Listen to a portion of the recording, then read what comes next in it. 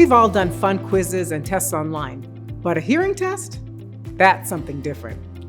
It's important to understand what online hearing tests can tell you and what they can't, so that you know what to expect. Here's the short story. Online hearing tests are very simplified versions of the tests done in a hearing care professional's office. But they're the first step toward better hearing. You'll need to have headphones or earbuds for most of the test, and you'll be guided through the process of adjusting the volume.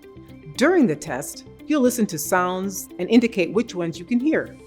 Your responses are analyzed to determine your results.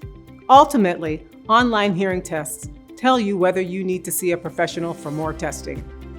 Detailed analysis of your hearing can really only be done in person.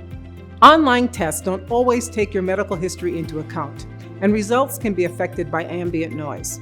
But if you're curious about your hearing health, an online test is a great way to learn more, and it's never too early to take one.